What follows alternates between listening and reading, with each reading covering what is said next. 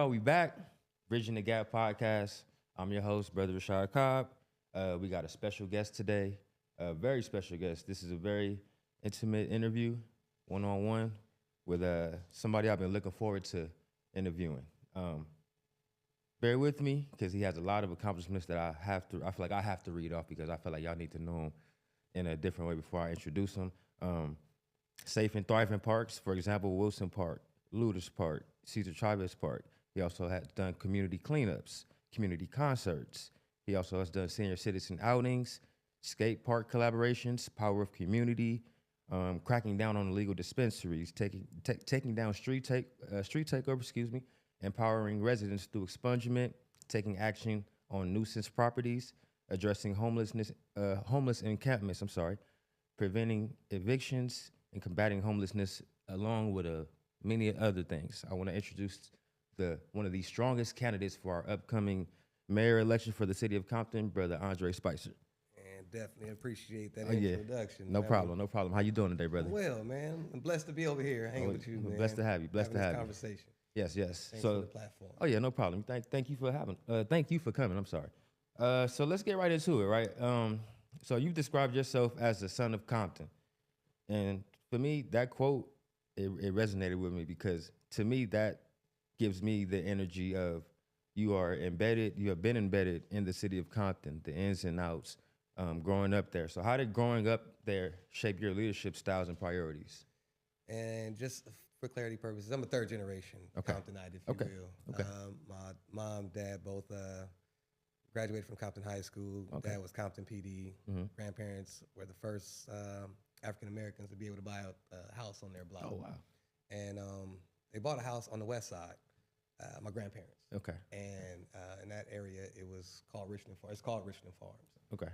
In our backyard was about a half acre big. Mm. I grew up with horses, goats, pigs, chickens, Oh, cows, wow. geese, rabbits, dogs. This is all in my backyard. Right. On my grandmother's house. And then on the other side of Compton, on the east side, where my mom and dad had purchased a house, a little more city style. Right, obviously, the Compton that you know of today, Okay. is on that side, man. But both thriving communities. Yep.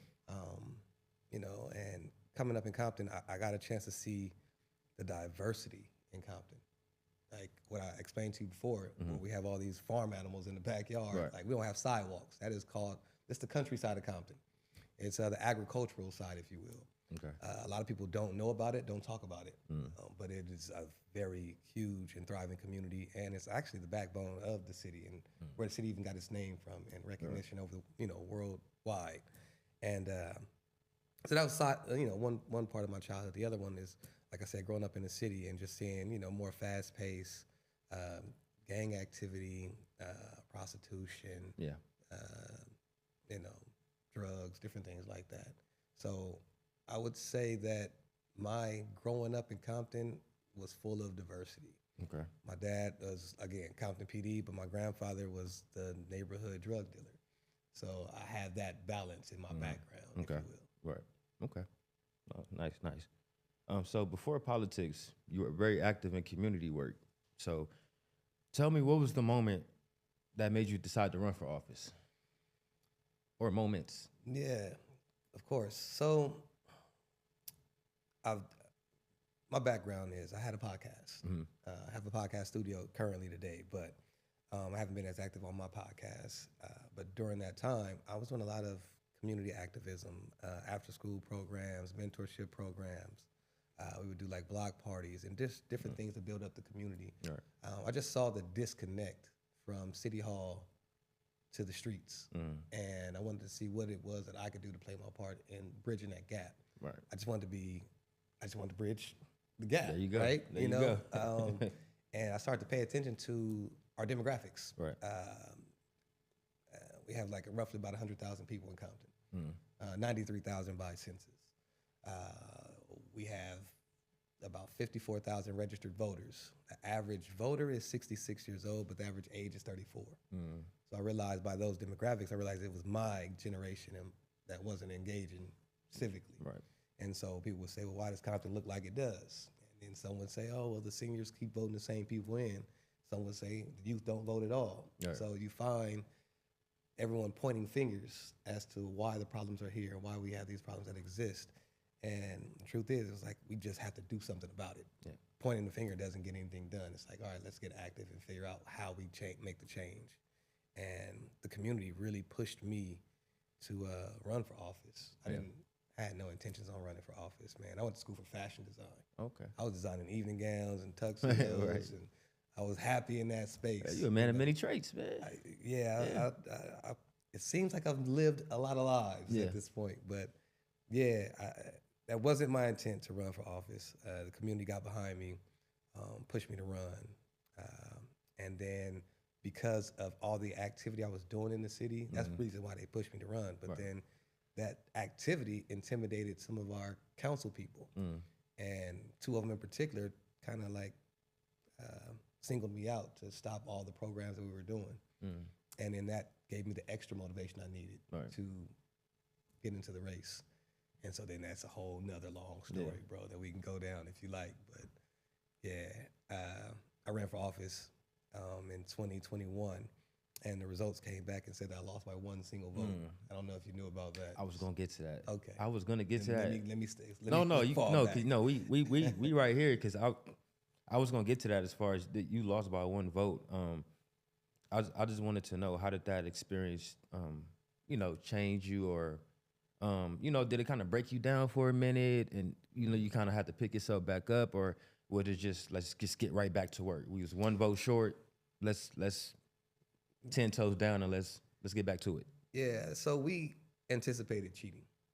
People talk about voter fraud all the time. Yeah. Like that's just a regular conversation. Everybody knows about it. Whether it's dead people that vote, they'll go through the cemeteries and find people that passed on and register that name and vote on that name. And there's so many different ways that they would go about, that we would hear about voter fraud. So when I saw that I supposedly had lost by one vote, I was shocked. I was shocked. I did feel away, but I knew what I was up against. And shout out to my team, because even when I did feel down and out about it, like they motivated me, they kept me going. They gave me all the encouragement and strength that I needed to kind of push on, and they put in a lot of work to help me, turn the to change the outcome. And so what happened was, one lady called up and said, "Hey, this is my name. I committed voter fraud.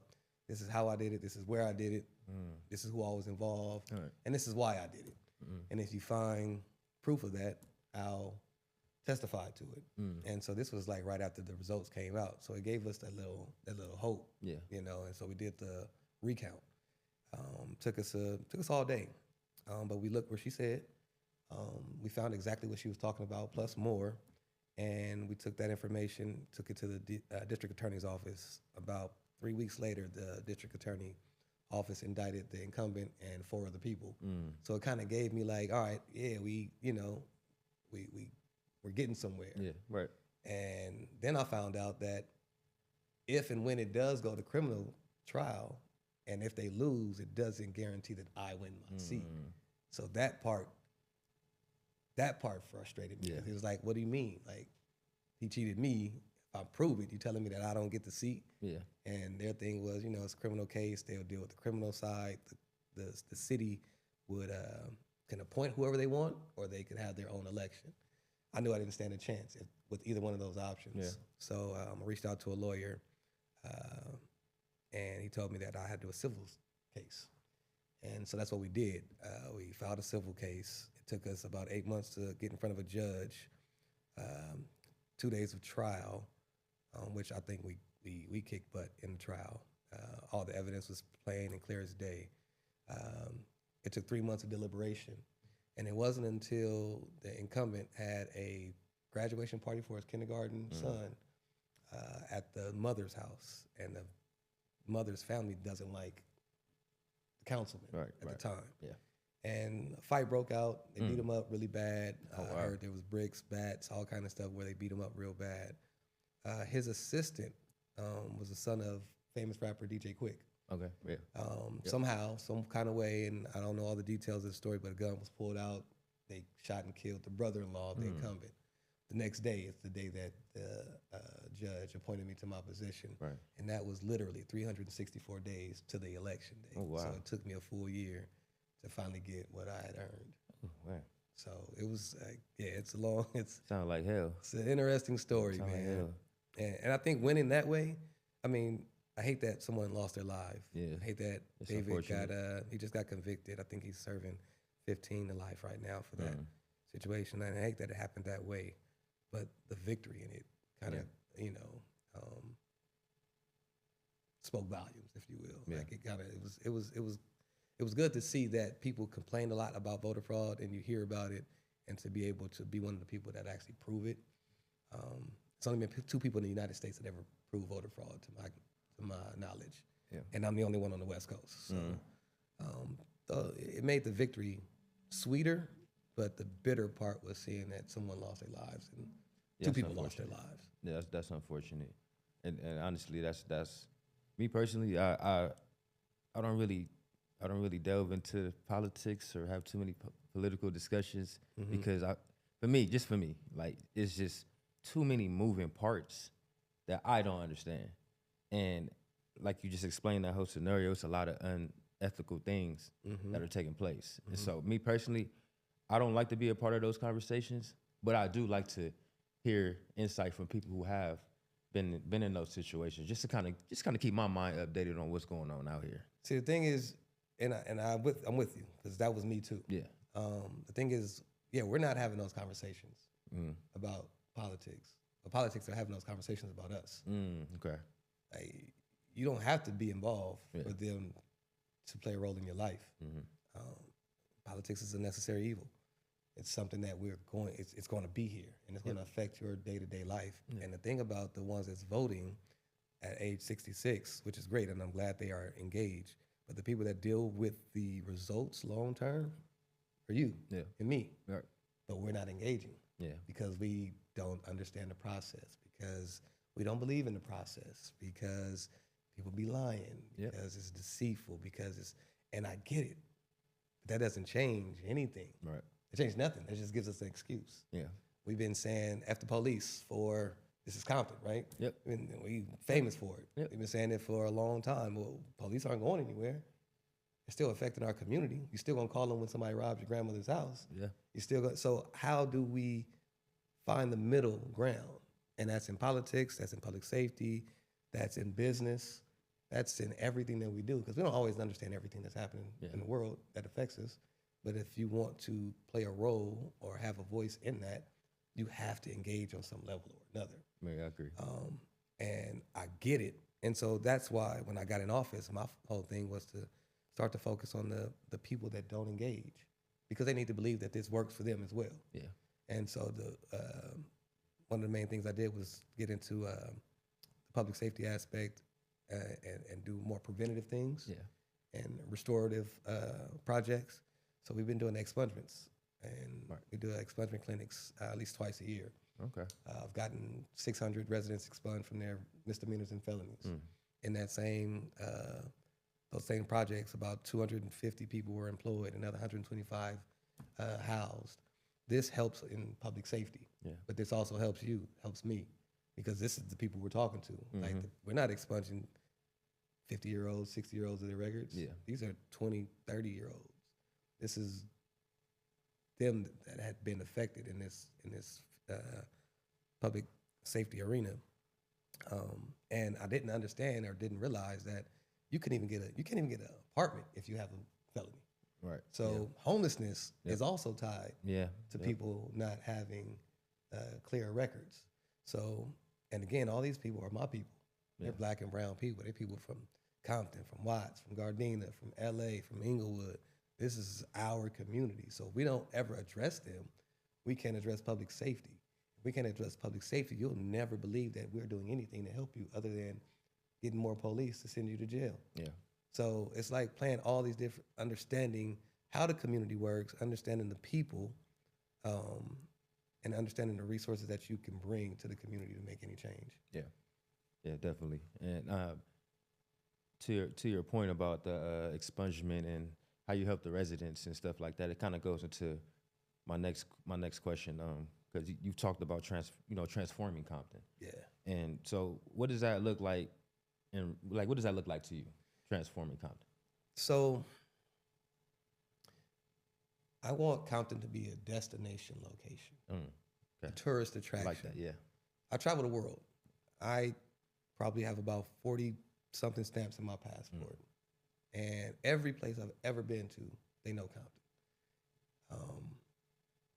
But they have their perception of what Compton is. Yeah, they definitely do. They definitely have their perception of what Compton is. And so many times I've been told that I don't walk like, talk like, dress like, think like, move like I'm from Compton. Yeah. And it's always from somebody on the outside.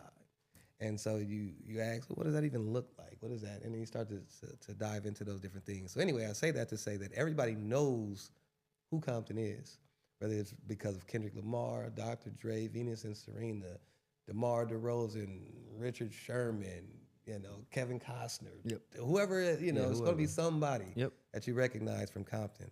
And I think that the world celebrates people from Compton. Compton doesn't celebrate people from Compton. Okay. And for us to start to have like a Compton Walk of Fame down Compton Boulevard, acknowledging those stars, I like that. acknowledging those success stories, and not just the famous rich people. I mean, we can talk about the Kevin and the Maxie Filers of our world. You know, Maxie Filer was community activist back in the '60s. He helped get the first black mayor elected, Douglas Dollarhide in Compton. He took the bar exam 26 times. So he took it for 26 years, twice a year. Oh wow! So he's in the World Guinness Book of Records for taking the bar exam, and he only didn't pass because he was blackballed because he was a community activist and he was a black activist, so they didn't want him to pass. Whole story behind that. But anyway, it's people like that you can acknowledge on Compton Boulevard, along with all the important people. I like to see us to have more recreational activity, bowling alleys, movie theaters, restaurants, all these different things. That's what I'm looking at with transformation. And does that look like gentrification? Absolutely. And let's talk about that real quick. Because gentrification isn't, it's just a word. Yeah. We've demonized gentrification. We've made it bad. All gentrification means is to make something better. Yeah. Problem is, who gentrifies? We can gentrify ourselves. And it's easier to do in Compton because we have a lot of blank space, a lot of empty lots. Yeah. So we can have development without displacement. I can go take, let's just say, the Compton Airport, which is 144 acres, and redevelop it. Yeah. Just to give you an idea what 144 acres look like, the Kia Forum in Inglewood, #1 concert venue in America, sits on 18 acres of land. So that's 18 acres. I have 144 acres. Yeah. That's a concert venue, that's a Topgolf, that's restaurants, that's movie theaters, that's a whole shopping center. Right. And we can do it right there at the airport or somewhere else in Compton on blank land. And we displace nobody. What does that do for the resident that owns their home, that lives in that community? We've made those people instant millionaires just by building something like this up. So now we've gentrified with our own people. So it's different things like that you can use when we start talking about transformation. Yeah. Compton, by definition, is a suburb. We have literally everything we need. Water wells, agriculture, industrial, colleges, school boards, jails, courts, railroad tracks, it's nothing that we need. We have everything. Right. We just have to treat it as if it's a suburb. It was a suburb before we got here. Yeah. Right? Yeah. And black people couldn't even live in Compton because it was a suburb. Nothing changed about it other than the people. So it's by definition, it's still a suburb. Just the mentality has shifted. So with that being said, do you think the issue, one of the issues is us as a people coming together to gentrify ourselves? Because you made a good point with it is just a word, and it depends on who is gentrifying. Yeah. So our people have been through so much trauma. Yeah. It's, and it's not to blame I'm not blaming our people. America has sent us through some traumas. And those traumas have affected how we see each other, It's affected how we see ourselves.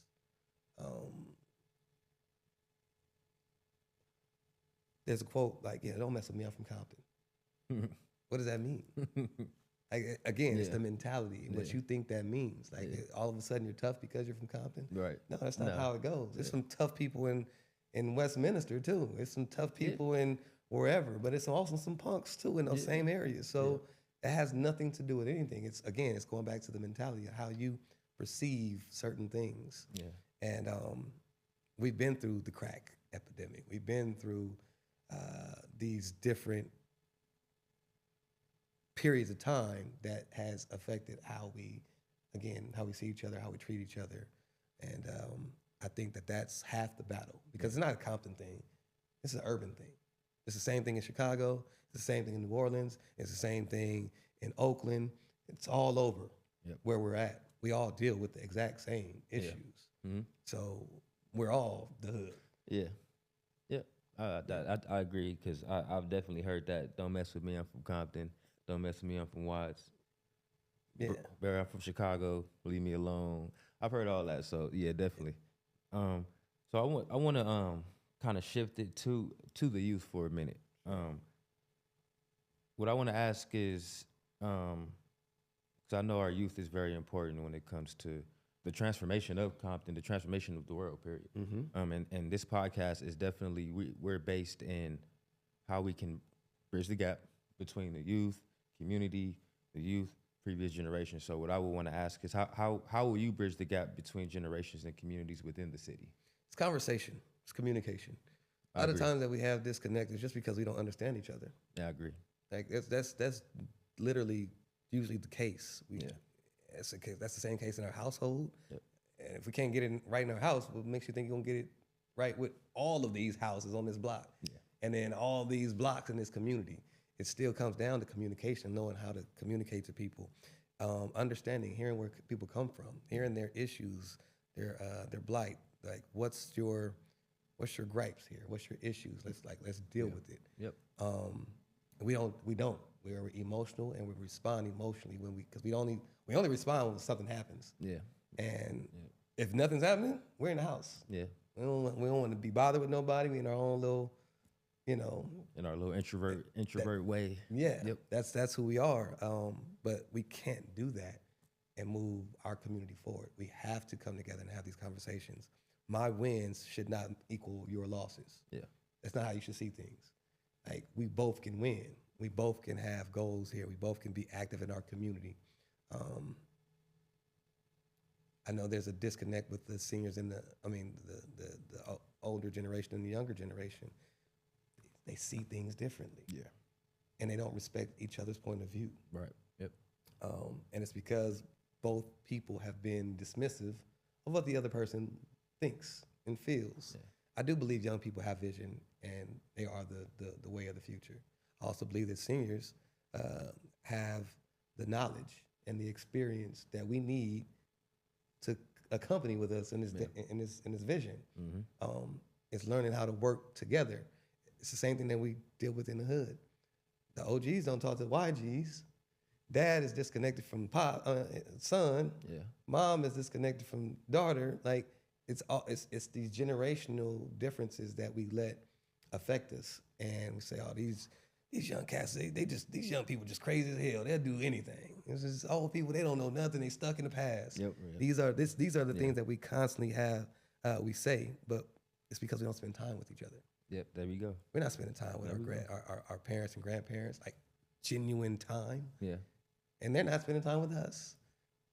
That's a disconnect in our own household. So it starts there. And then it goes to the community. And then it goes to the neighborhood, and then to the city hall and whatnot. So it's all in communication and dialogue. I agree.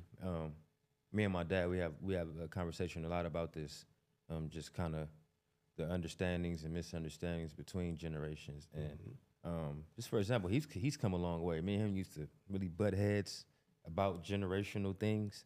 And as I've gotten older and kind of experienced certain things as an adult, I've had to come back kind of full circle and kind of understand where he was coming from. We even had to tell him, like, man, he was right about a lot of things. See that right there? Yeah. That right there. Yeah. Because at 18, you could not, like, bro, pops, you're tripping. Couldn't tell me nothing. You can't tell you nothing. Couldn't tell me nothing. And he's sitting there like, this young fool think he know everything. Yeah. And that is the disconnect. And it pulled you guys apart. Yeah, it did. It had tension between you guys. Yeah. And I'm sure it was hard to communicate. It was. In those spaces. Yep. And now you can appreciate it because you have the experience. Yeah. And it changes things. He's like, oh man, when you get older, you'll understand. Yeah. You ever heard that? Yep. He's told me. He's told me that. You know, and it all because we don't have the time, we don't take the time to listen to understand. We listen to respond. There you go. Yep. We don't listen to understand. We listen to respond. As soon as he done talking, I'm finna Yeah, hit him with this. I'm finna get him with this right here. Yeah. Yep. I already got my rebuttal planned.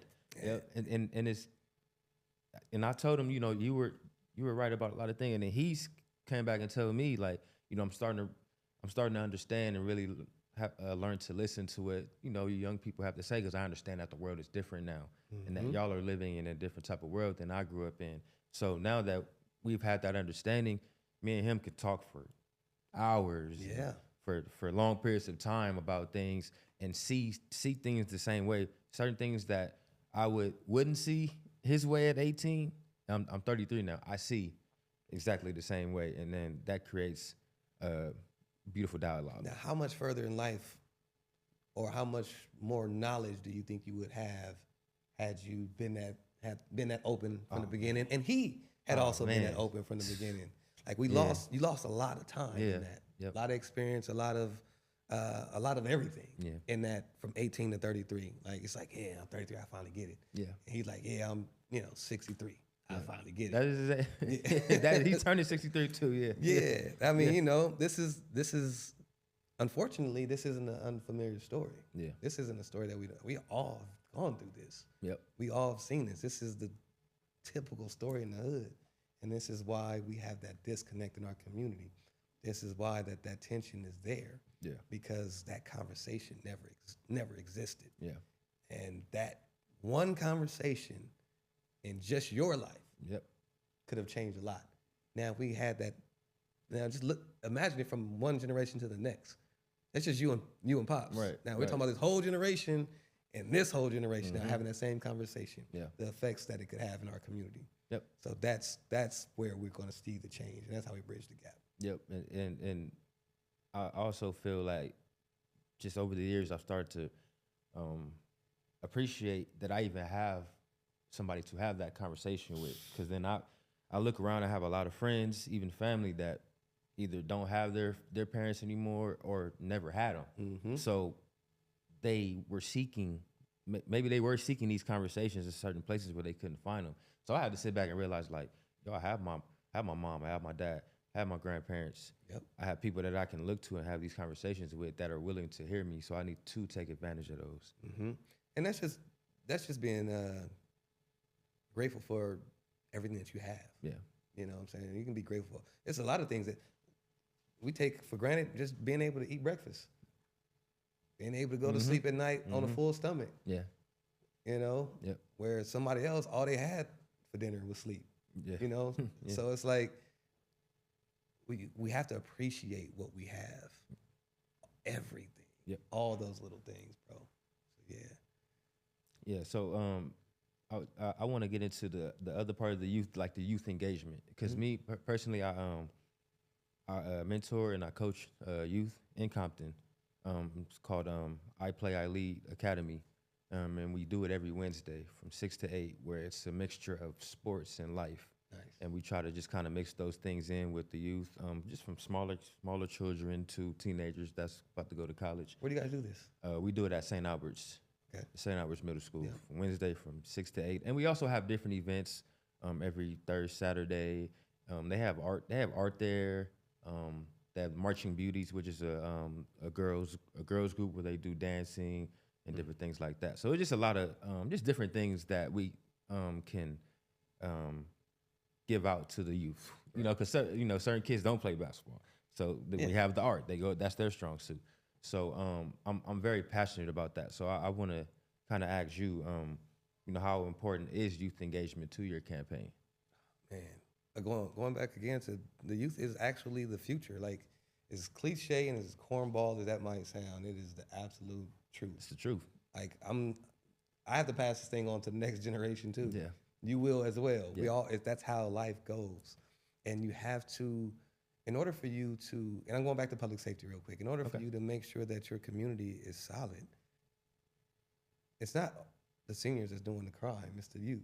Yeah. So being able to get a hold of that 6, 7, 8, 9-year-old, 10-year-old before they start getting to those ages and giving them the resources and the outlets that they need is helping you out public safety wise. Right. One thing. Yeah. The other thing is you're setting up your children for a brighter future. You're giving them the opportunities to do other things. Yeah. It's so many other things now that you can do. Like, podcasting is a new, that's new to the world. That's a whole new career, right? Influencers are new careers. There's so many different new careers that's been brought, that's been birthed because of the internet, because of social media, because of podcasting, that we have to prepare our next generation for, because that is the future. Yeah. You won't see a printed newspaper in 10 years. It's not going to happen. You know, so where are you going to get your news from? It's going to be on the internet. Yep, it's going to be in it. So who's learning that? Yeah. Who's teaching that? How are we going to stay on top of that? You have to provide these opportunities to your youth in order to see your community grow. I'm not governing for today. I'm governing for 5, 10, 15 years down the line. I'm not thinking about, of course I got to think about what's going to happen tomorrow, but I'm setting up plays for the next 10, 15 years. Right. And that includes this 6-year-old. That includes this 10-year-old, because I need them to be prepared for life. I don't need them to be caught up in the foster care system or the gang banging or human trafficking or, you know, just feeling like they have no hope. Their parents are struggling. You know, our aunts or grandparents are struggling. And if you can't meet your community and your families where they're at, then you're going to lose them in where you're going.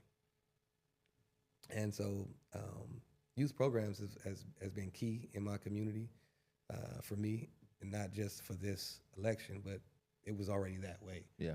When I campaigned for District 2, when I was running for office, several people came to me and said, hey, man, I would love if I could just walk up to the park and go enjoy Luther's Park, because it's not safe. Yeah. They have transients there, they have gang members there, they have all this, they have that. It's just not safe for me and my family. I heard that all over the place. One of the first things I did when I got in office was go right up to those parks and start to figure out how we can make the changes. I'm looking at the playpen. There's wood chips, and in the wood chips is human feces. It's used needles. Yeah. So I got to go talk to the transients now, because this is your doing. Yeah. So now we having that conversation, and I can have that conversation because it's my community. These are my people. Yeah. I know them. I've been around them my entire life. So yeah, I can have that conversation, and we have a mutual place of respect, because again, dialogue and respecting where another person comes from will give you that. Yeah. And so they respected it. They cleaned it up and moved to a whole nother area of the park.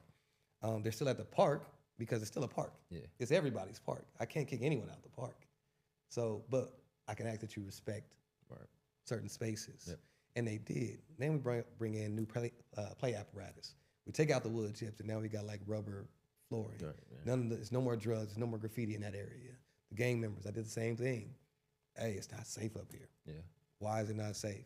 You know, you want your kids up here. They want their kids up here. Everybody can agree that we want kids to be safe. We want women to be protected. We all can agree on that. Yeah. And having those dialogues and that conversation, we did the same thing. All right, man, we gonna stay from up here, or we gonna make sure we in that area, or we gonna make sure we only come out at certain times and protect the park. They said that's what they wanted to do, and they did. And we've been able to bring in a new gym floor. We've been able to, make sure we got new play apparatus and all these different things that we were able to do at Luther's Park. It's a completely different park now. Yeah. It's still Luther's Park Pyru for those people that are in that area, but it's a respectable park. I've seen families out there playing. Somebody had a quinceañera up there. Another person had a birthday party. I have not seen that ever in my life. Right.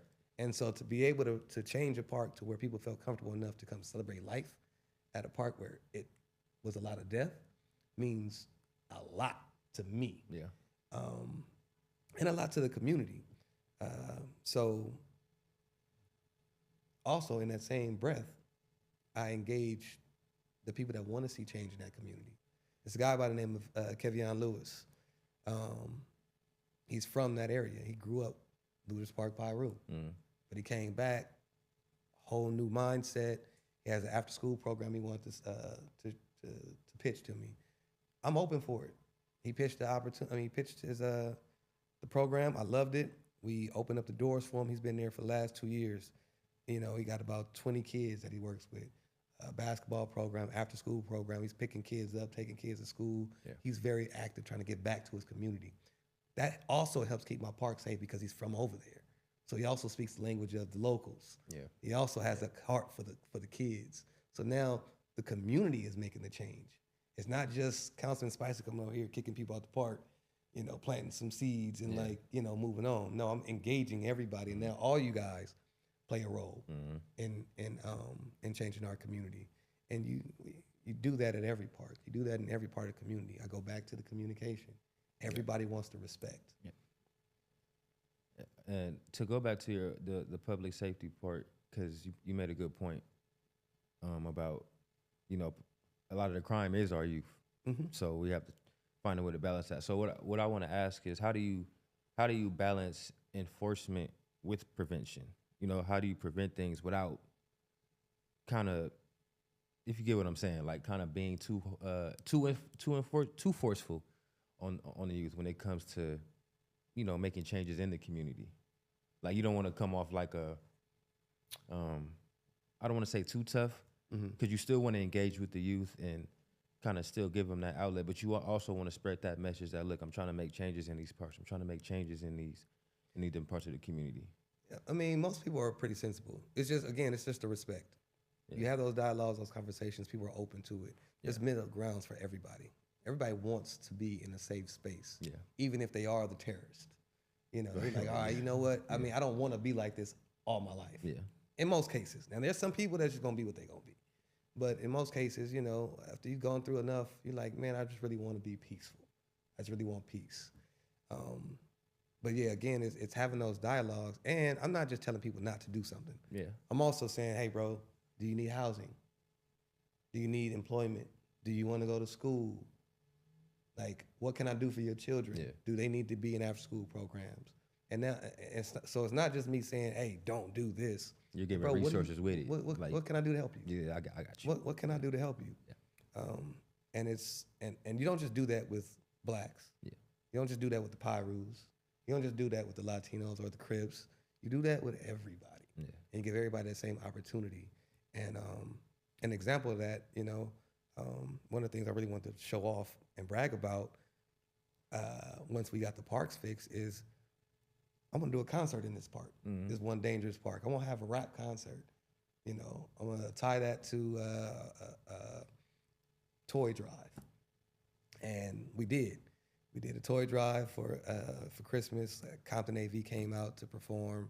Had a Lil Easy come out and perform. The whole community came out, and it was nice. It was at Ludus Park, but right across the street is the mob, Pyrus. Right. Yep. And they don't necessarily get along with the Ludus Parks. They don't. So what I did was I took a whole bunch of toys and go across the street. Yo, I know y'all not coming over here. So let me make sure that you and your kids are squared away. Right.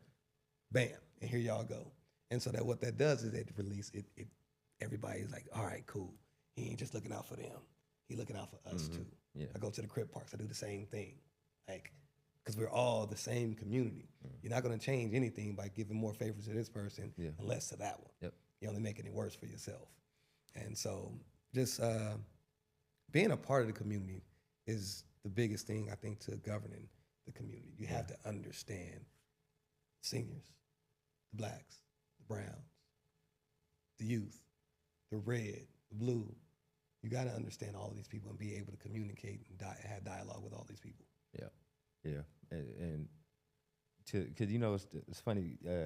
You keep mentioning Ludus Park because my son he goes to Optimal a Christian academy. Mm-hmm. So he was recently in the Compton parade, Okay. and so their start point, their meeting point, where they start at is Ludus Park. So Yeah. as I'm walking there, I'm like, wow, because I went to Ludus Park before growing up, and it wasn't the best. And so looking at it now, like you said, there were families playing out there. It was just, I was like, wow, like it's really, times have changed. And also to Wilson Park, just looking at it now, the Kobe Gigi mural. Yep. Because I get my haircut right there on the corner of that park. Holidays or Yep. Shout out Big Mike. Yeah. So I'm looking at it, I'm like, wow, this is kind of my vision. This is kind of how I wanted to see things change in the future. Mm-hmm. So I just want to give you credit for that. You and your team. Appreciate that, bro. You know, for that. So yeah. Yeah, appreciate that, man. So what I want to ask is, what sets you apart from other candidates when it comes to this upcoming election? The work. Hey, Ain't nobody put in no work like me, bro. Hey, talk that talk. Man. I'm like, nobody, even the current mayor, respectfully, nobody has the individual accomplishments that I have. No one has impacted the community in the way that I have. No one has spoke to every demographic in the way that I have. And have the numbers and stats to back it up. No one has a vision for Compton. Everyone talks about how Compton used to be. Yeah. Compton will never be what it used to be because those times are gone. It's over with. Yep. It's what we can be now. Yep. It's what we're going to be in the future. And if you can't speak to that and all you can speak to is what we used to be, then you are used to be. You are the used to be. And I think I have a pretty clear vision. I believe Compton needs a strong leader, somebody that can stand firm on what they believe, that doesn't sway. Again, somebody with vision. And so I've been here for 4 years. People would say, why are you doing this so early? And I just think that we're at a critical time in America, in Compton, where we need strong leadership. We need to have a vision. We need to know where the city is headed. Yeah. And we need to be bold about those moves. I don't see anyone else that, again, can speak to the people, have the vision, strong leadership, and able to speak to every demographic in our community. I don't see anyone else that can do that. Yeah. And I have love and respect for several people that are running for office, and but nobody is going against my resume. Yeah. Ain't nobody mess with my resume. And I like that. I like the answer you gave. Work. I'm the hardest worker, because I think a lot of times, not even just in Compton, but just in our race and in our communities, we voice a lot of our complaints about what needs to be done, how this isn't like this anymore, and we don't have enough people pounding that pavement, talking to these demographics, putting in that work. So it's for me, it's refreshing to see you put in that work and not just being about it, because I do know a lot of people that they talk about it, they ain't being about it. Yeah. And so it's good to see, and like you said, to have the numbers and the information to back it up. Right. So I really can resonate with that. Thank you, man. And a lot of this is accountability. Yeah. And there's accountability on my part for making sure that things are getting done. Yeah. And that you're making sure that things get done. But there's accountability for you as a resident as well. Mm-hmm. There's accountability for you as a business owner as well, because we all play a role in what Compton looks like and where Compton's headed. Like, we all play that role. Councilman Spicer's not doing illegal dumping. Councilman Spicer's not moving out of an apartment complex and figure, okay, I don't need this couch no more, I'm gonna leave it right here on the corner. Right. That's residents. Yeah. Councilman Spicer's not dumping his blunt guts out the window. That's resident. Yep. Same thing with the McDonald's Mm-hmm. cup. Like, we have to respect our own community. Yeah.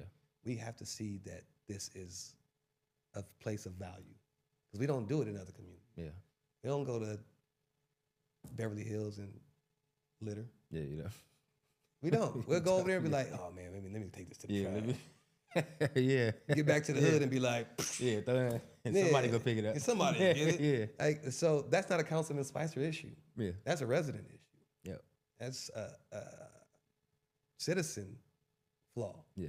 And we have to call that out as well, you know, and not just me, but you as the neighbor, you as the dad, you as the aunt. Like, you have to call your folks out and say, man, look, this is our community. Do you really want to make sure that do you really want to go pee on that wall? Yeah. Do you really want to go, you know, dump all your food out on the, you know, just stuff that you wouldn't want done to your building, or your mama's building, or your grandma's house. You don't want, you know what I'm saying? Like, what? Gotta treat you don't want nobody dumping nothing in front of your grandma's or your mama's house. So let's try to show each other that same, you know, respect. Sir. Yeah, Yes, I agree with that. That because I feel like that's not talked about enough. That collaboration between the councils and the residents. You know, and I feel like sometimes we'll vote, and us as the residents will put somebody in office, and then we'll be like, okay, well, you take care of everything from there. You're the man now. You go ahead and do it, instead of us being like, you know what, we have a part to play in it. Let's do our job. Yep. Then that's it right there. Because I went to a block club meeting today, actually, this morning. So I was a couple minutes behind, but they're like, yes, always, you know, trash everywhere. And I'm like, yo, wait a minute. You know, that's you. Yeah. Like that, I get it. I get it. We're supposed to get all the illegal dumping. But that's you right there. Yeah. You know, that's your neighbor. That's your cousins. That's your family members. Yep. And so, again, it's like, I know that you're going to hold me accountable. Yeah. But I'm definitely going to tell you, I'm holding you accountable. Yeah. And I don't have no problem with saying it because I do the work. Yeah. So I'm going to tell you, you know, I need you to do some work too. And I'm cool with that. So why do you feel, what do you feel is one of the reasons why us as residents and neighbors don't hold each other accountable enough? What do you think is one of the issues with that? Is that we don't want to cause tension or friction or step on somebody's toes? I live on this block with this person. Like, what do you feel is an issue with that? Temperaments, attitudes, knowing how to communicate. People aren't used to being held accountable. Yeah, it's just not. Yep. And so once you start telling, that happens on our block. You know, some lady was like, just picked up a branch off the street and kind of threw it on the other side of the street in front of somebody else's house. And the neighbor said, man, you know, come get this up. That's the city. The city will come get it. I'm like, you know, but like, that's the mentality. Like, y'all, they'll do it. They'll fix it. Yeah. And comes back down like, no, like, we all play a role. Yep. And so that's when you start getting people fined, and then you're like, well, why are you finding us? Like, you know, like, it's cause and reaction. Yeah. Cause and effect. I don't know if I answered your question on that. No, you did. No. Sometimes I go off on the rant. No, you did. No, you answered it off the rip. The temperament, I get it. That's typically what it is, man. Yeah. It's you know, go back down to communication. You don't even want to tell your son to go wash dishes because you don't want to hear him smack his lips. Or, you know, you're like, I got to deal with this attitude. Yep. It's in your own household. Yeah, you know, I'm going to go tell your neighbor, man, knock it out myself. Yeah. So that's what it is, in my opinion. No, I agree. I just want to kind of get your perspective on it, because I do agree with that, definitely. Yeah. So, with the position that you're in and the position that you're aiming to go for, the one word I think of is leadership. Mm-hmm. And so, what I want to ask is, you know, who are your leaders and your mentors that you have looked up to and that you still continue to look up to, who kind of help you mold yourself into who you are today as far as the leader? Wow, that's a good question, man. There's very few electeds that I look up to, but there are a few. Isidore Hall is one of my mentors. We just heard him on the radio on the way here. That's definitely one of my mentors. Yeah. I am amazed at how he maneuvered through Compton, Congress, Senate, and you know, I just love to see stories like that, because he's come from where I come from. Right. He came out the same community I've come from and served in the same city, and then went to the Assembly, and then went to the Senate, and made a huge impact for our community and communities around us. And he has a heart for our people. Other than that, a lot of it is community activists. Yeah. It's people that actually are boots on the ground that I deal with on a regular basis, whether it be Bishop Fisher, which is another mentor of mine, a historian by the name of Robert Lee Johnson, that I look up to and I pull from. I even have younger people that I actually pull from just because you have to hear a different perspective and point of view. Yeah. Try to keep things diverse. Again, I never anticipated being in politics. I didn't like politicians. I didn't trust them or believe in what they do. Even today, right now, I consider myself a public servant. I don't even like the term of politician just because of the notion that everybody has of it. Yeah. Like, I have to prove myself to even my own people, my own family and friends. They're like, hey, you one of them. Like, Yeah. right. Yeah, like you one of them now. One of them, yeah. And somebody told me that. It's like, once you win, you're on the other side. Like, I'm like, nah, I ain't never on the other side. I'm still gonna be Drake. Yeah. And no, people gonna always see you as like you're one of them. Yeah. And even your own folks. And it's the truth. Like, yep. I have to remind people all the time, like, right, hold on. Like, I'm still that. And I can prove it. Yeah. But, once you infiltrate a system, it's hard for people to see you beyond that uniform. Yeah. But going back, we have to infiltrate the systems that we don't trust, that we don't believe in. So if we're gonna keep saying F the police and we don't never infiltrate the system by training our kids to be cops, then that will never change. I can't say all politicians are janky and we never engage in the process and we never infiltrate that system and we let it stay that way. Yeah. We have to infiltrate these systems. Yep. So yeah. Yeah, I like that. Yeah, I've always you just do discussions with people in life. I've always said that. I was like, we have to kind of get in these systems in order to change. I feel like it's the only way. It is the only way to change, because I feel like you're not gonna overthrow it. Yeah, you're not gonna overthrow it. I feel like so much has been done over history. This is the only way that we have to do it, and so I definitely agree with that. And to you said when it came to the mentor and who you look up to, you take from younger people. Oh yeah. I've always felt like growing up, taking something from younger people, it felt like foreign language. How I grew up, like it just wasn't the thing. Just kind of how I grew up. And as I got older, I realized like it's people younger than me, whether it's some of my cousins, just people that I know that I take from. Yeah. And so I feel like that's really important. And plus it empowers them as the youth to speak their truth and to be leaders. Right. And I feel like that is a lost art. And I love that you said that, because even the programs that I coach and mentor now, I take stuff from them. Sometimes they don't know it, and sometimes I won't tell them because it's so organic. But I take stuff from them, and I'm like, well, I never thought about it like that, Yeah. And so I love and that also proves that you're open to that. Yeah, exactly. Yep. Because like a lot of times, an older person is not going to listen to a younger person. Yeah. You don't know nothing. Yeah. You ain't even lived through this. You ain't lived through that. But everybody has different perspectives, different experiences, and you can learn something from a fool. Yeah. Like, and not say the younger people are fools, but you can learn something from anybody. Yeah. You just have to be open and wise enough to know that you don't know everything. Yeah. I've heard somebody say that before. I'll take advice from a stranger. Yeah. I've heard somebody say that before. Yeah, it's nothing wrong with it. If you got some sound advice, you got sound advice. Yeah. You might be 7 years old and have some sound advice. Respect to that 7-year-old. Yeah. You know? Yep. I learned from my son. Like, I learned from my daughter. Yeah, me like, too. Yeah, I pull from them. Yep. Because they see the world differently. And if I want to stay sharp, I got to start to, because the world is changing every day. Yeah. Every day we're seeing something new. 25 years ago, bro, about 25, 30 years ago, there was no internet. Right. There was no internet 30 years ago, bro. Yeah. So much has changed. Right now, if you had what is that? A Nano? What was the little iPod? iPod Nano. That was my first iPod. Yeah. Man, look, and that was mind blowing when they brought that, right? You take all these CDs that I got this big CD case. There's about 200 CDs in here, and you put it on this little Nano. Yep. And that was like technology. It was like, oh my God, mind blown, right? It was mind blowing.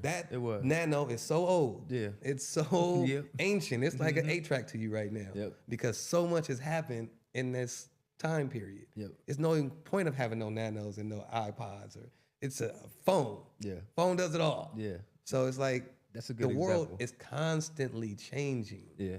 And if you think that you know it all and you got all the answers, you will definitely die a fool. Yep. I agree. I love your iPod Nano example because I remember having a sidekick, and I remember for my 18th birthday, my mom and dad, they got me the iPhone.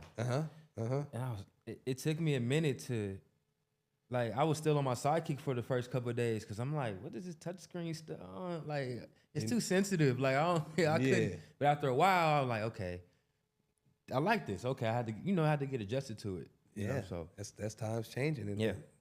Yeah, definitely. So, give me one word to describe the city of Compton, if you can. Diverse.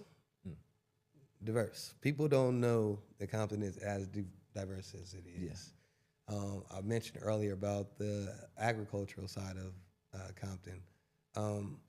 I am a part of a documentary. It's produced by Dr. Dre. It's called Compton's Finest. Oh, you know, I might. Is it out? No, it's not out. It's not out yet. They've been filming it, man, for probably about 10 years, bro. Oh, okay. I'm in this thing with no hair, like all the way up until like now. And in this film, I learned so much about Compton, and it gave me so much more pride. Right. And just if you don't mind, I'm just gonna give you a little bit of Compton's history. This guy by the name of G.D. Compton, from Stockton, California. He was a devout Methodist man. He had a church collective, and church collective, they raised money. And one dude came to G.D. Compton and said, "Hey man, I got some land for sale for the low. You can have it. Yeah. You just give me the money and y'all go ahead down there." Sight unseen, they kicked in the money, paid for it. Got to Compton on horse and buggy from Stockton, California to what we know as Compton. When they got there, it was a forest. It was slush, trees, mud. It was slush. Yeah. And they were pissed. They felt like they got ripped off. And it's like the middle of the winter. And the reason why it looked the way it did is because the LA River, it overflowed every winter, and that overflow went into Compton. When it all dried up, they realized that the soil was rich because of what I just said. Right. Water every year just enriches the soil. They're agriculturalists. They found that to be gold. Yeah. And so they started to do their agricultural thing, and they start booming from that point on. It just exploded. They started winning the world's fairs. They started having building up the community. They started naming streets after the trees that grew on those streets: cherry, plum, orange, grape. Yeah. Today, or at that time, they called it Fruit Town. Today, we call it Fruit Town. Yeah. Different meaning, different. Right. Yeah. But right across the street from that, it had the tall trees. Yeah. That you can see from anywhere in the city. They called that area Treetop. Today, we call that area Treetop. Yep. So it's all of this history that you can learn. The first airplane was invented in 1905, 03. Compton had the first aeronautical air show in like 1910. We started flying planes in the city. We have the first first African American mayor elected this side of Mississippi, which brought in the first African American superintendent, fire captain, and police chief. Like all that is birthed out of Compton. Yeah. That's some good history, right? Like bro, the history that Compton has is well beyond NWA. Right. Like we were known worldwide for agriculture first, and then we started to get into other different things. But it was a very rich community because at that time that was the world's #1 business. Yeah. It was agriculture. Yeah. And we were that because of the soil in Compton. Still to this day, we got the best soil. But I digress. That's some good history, and I'm glad you relate that history because I'm sure a lot of people who are going to view this probably didn't even know that history. I didn't even know some of that history right there, especially the Fruittown treetop because I always knew it for what it is today. Mm-hmm. So that's amazing. How about another one is that the man had so much land because they just kept buying land because they had it at that time. Yeah. He hooked up with another church and another was it Methodist? Another Methodist church, and they wanted to start a school, and so he donated the land for them to start the school. That school today is one of the most prestigious colleges in America today. You know what college that is? What? USC. Oh wow. USC was a gift from Compton, a literal gift from the city of Compton, from GD Compton. Like it's a Methodist school, it's a private school. Like it's all of this is tied in. Like we have a footprint in LA for real. Yeah. Like in America on a whole nother level that people don't realize. Those are the things that we need to talk about. These are the things that our kids need to know. These are the things that we can celebrate in our community, and we don't just celebrate the negativity. Yeah. You know, there's so many things that we can be proud of, and I'm just happy to share some of this information because I think that it can change how we look at ourselves. And I think that's part of the problem why we don't appreciate our communities and our cities enough is because we don't know the history or we don't take our time to go look up and search the history. Right. So I'm glad that there are people like you out here that are relaying these messages of our history because half of what you're saying I did not know, especially that the last one you just said about USC. I did not know that. Yeah, and that's going to encourage me in this moment to go look up even more history about the background of where I come from and where I grew up at. So I really appreciate that for real. Another question: what gives you the most hope right now? As far as when they come to Compton, like what gives you the most hope? And it could be more than one thing. And when you say hope, you mean that there could be a better Compton, a change? Yeah, exactly. Like what gives you hope for the future of Compton going upwards? The fact that our future is in our own hands. Yeah. That does give me hope that things can be different because sometimes it's just the systems that are in place that hold you down. Sometimes it's like, it's bigger than the people. Yeah. But the truth of the matter is for Compton, like it is the people. And that is what gives me hope. It's like, we can actually do this. Yeah. And it be our own. So I think, it would be the people. Okay. And the opportunity. Like again, I tell you all this great stuff about Compton and how the history is there and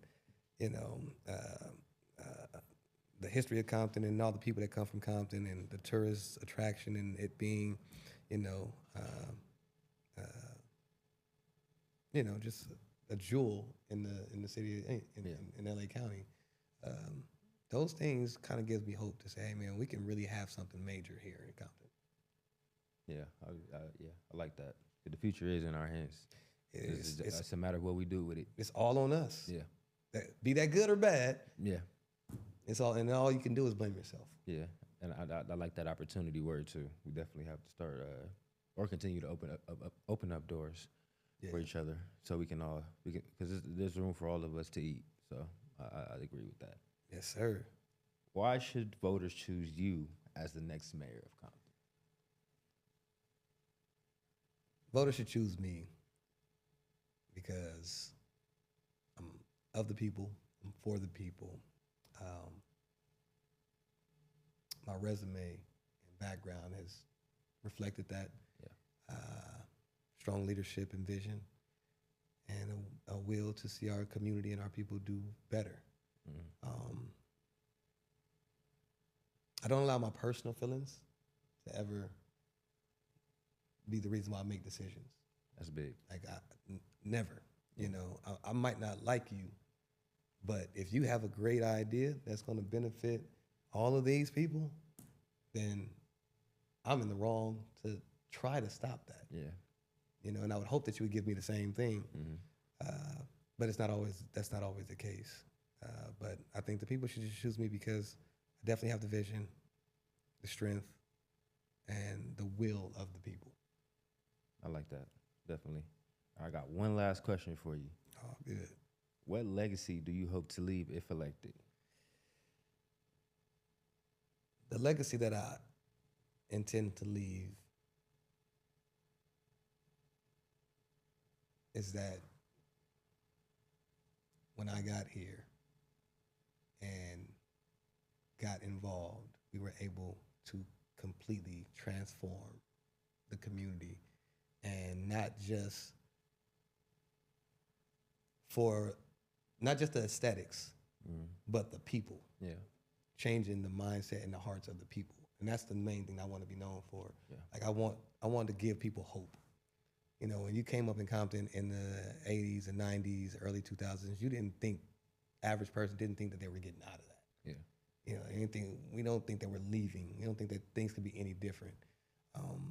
But to have a community that supports you, that is thriving, that is pushing you to thrive. Compton now is known for eating their young. That's what we're known for. We don't want no young folks coming in here doing nothing different, changing enough. We're known for eating our young, and I want to change that narrative by being known for giving people the hope, giving people the encouragement, the resources that they need to make a change for not just themselves, but their entire family, which changes generations. Yeah. And so that's the legacy I want to leave is Spicer came here and he changed generations. Beautiful, beautiful. Well, there you have it, folks. Man, appreciate you coming, man. Appreciate you man. blessing us with your presence on our platform. Especially being from the city of Compton, growing up in the city of Compton, it's always good to talk to somebody who's really been doing the work, like you said, doing the work, pounding the pavement, talking to different demographics, and just doing their best to raise the profile of Compton. You know, I feel like that's important. So I definitely appreciate you for coming and blessing and bridging the gap between generations and the communities. So I definitely appreciate that. Thanks for having me, man. I appreciate the platform, appreciate the questions. Oh, yeah. And I hope that I left you guys with some history. Oh, you definitely did. And some hope. Definitely. Yeah. Yeah, definitely. I definitely appreciate you. I appreciate everybody who's been tuning in. Go out and vote. Go out and vote. Andre Spicer, June 2026. 2nd, man. June 2nd. You heard it here. June 2nd. Go out there and vote. You heard the man himself. He puts the work in. And if you want somebody in office to put in that work, he's your guy. So, again, we have Andre Spicer running for mayor of Compton 2026. I'm your boy, Rashad Cobb, bridging the gap. See y'all soon.